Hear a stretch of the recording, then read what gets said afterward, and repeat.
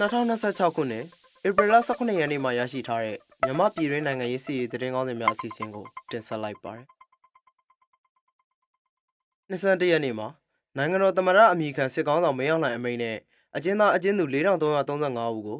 လူငင်းခွင့်ပြုခဲ့တာမှာရန်ကုန်မြို့ဘက်ရထားပေါ်ကရထားလုံခြုံရေးရဲတွေကိုပြစ်ခတ်ခဲ့မှုနဲ့တေရန်ချခံထားရတဲ့ကိုကောင်းပြေစုံဦးကိုကျော်ဝင်းဆိုကိုစမ်းမင်းအောင်ကိုစေရာဖြိုးနဲ့မတ်မြတ်ဖြိုးပွင့်တို့ကိုအာနာသိန်းစစ်အုပ်စုကထောင်တသက်ပြစ်ဒဏ်ပြောင်းလဲလိုက်တယ်လို့သတင်းရရှိပါရယ်စစ်အာဏာရှင်ရဲ့အာဓမ္မဖမ်းဆီးအကျဉ်းချခံထားရတဲ့ပြည်သူ့ရွေးကောက်တင်မြှောက်ခံသမ္မတကြီးဦးဝင်းမြင့်ဟာဧပြီ18ရက်နေ့မနက်ပိုင်းမှာတောင်ငူအကျဉ်းထောင်ကနေပြည်ထောင်လုံငင်းခွင့်နဲ့ပြန်လွတ်လာပြီးနောက်မိသားစုထံကိုပြန်လည်ရောက်ရှိလာပြီလို့သိရပါရယ်မကွေးတိုင်းပေါင်းမြို့နယ်ဝင်လဲကြီးရွာကိုစစ်ကော်မရှင်တပ်ကလေကြောင်းနဲ့ဘုံကျဲခဲ့တာကြောင့်2ဦးသေဆုံးပြီး10ဦးဒဏ်ရာရခဲ့တယ်လို့ကြေးရွာနယ်နှီးဆက်သူတွေစီကသိရပါရယ်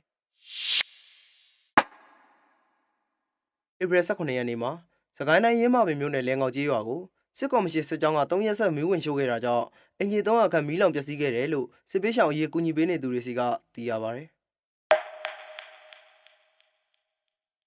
ပြည်သူ့ကာကွယ်ရေးတပ်မတော် PDF အထူးတိုင်းစစ်ဌာနနီးပြူဟာ33ကုကဲမှုအောက်မှာရှိတဲ့ရေးပြောက်ကြားတပ်အမှတ်8331တရင်ကဒုတရင်မှုတူဟာဒီမိုကရေစီအကျိုးပြုကရင်တပ်မတော် DKBA ထိန်းချုပ်တဲ့ကရင်ပြည်နယ်ဖျားသုံးစုမြို့မှာလောက်ကျန်တပ်ပြတ်ခံလိုက်ရတယ်လို့ဒေတာရင်းသတင်းရင်းမြစ်ကသိရှိရပါတယ်။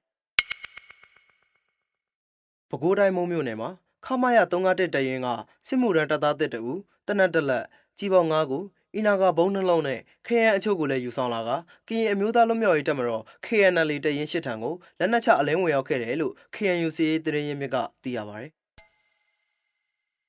ကြားဖြန့်ငွေလိမ်လုပ်ငန်းတွေနဲ့ပါဝင်ပတ်သက်နေတဲ့ဝါတပ်ဖွဲ့ဝင်အများအပြားကိုတရုတ်ရဲ့တောင်းဆိုမှုနဲ့ဖမ်းဆီးခဲ့တယ်လို့ဝစီရေးသတင်းရင်းမြစ်ကသိရပါတယ်